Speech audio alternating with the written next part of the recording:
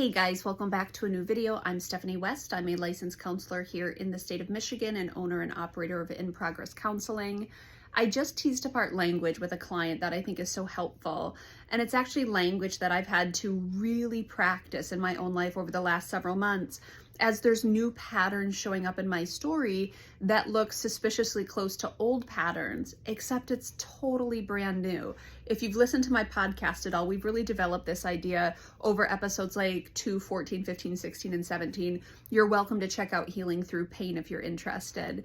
But I'm sorry, I'm touching my face a lot and I'm going to try to stop that now. One of the things that I just developed with this client is the distinction between I'm feeling pain, but you are not hurting me. And so in their story, they have these kind of triggers that have shown up in their relationship for a very long time. And historically, they've blamed their spouse, or historically, they've expected their spouse to fix the situation. And over their healing journey and over maturity and over, some emotional intelligence growing, we've been able to create distinction that I, the client, am feeling pain. You, the spouse, are not inflicting this on me. Now, that's not always true because there are some harmful relationships.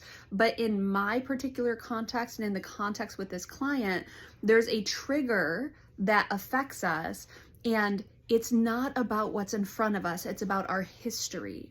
And so he's saying to me, he says, but what do I do with that awareness? Because my spouse doesn't understand what my experience is.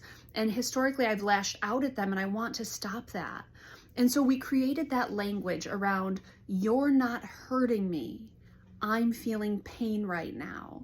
And it's some of my own psyche, it's some of my history, some of my wounding, some of my own kind of unresolved pieces.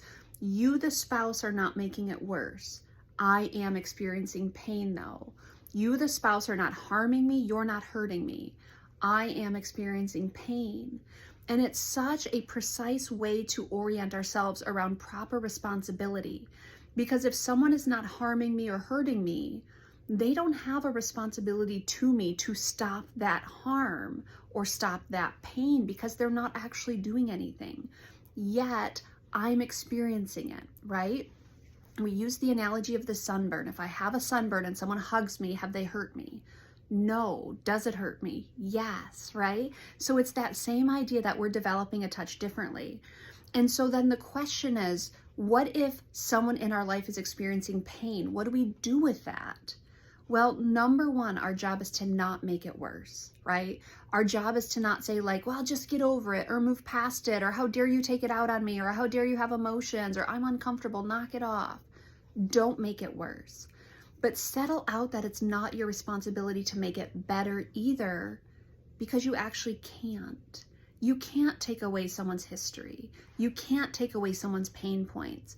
What you can do is sit with them in it as they organize and process. That is the gift that we get to give those who are experiencing pain. Because I'm never going to say the right thing.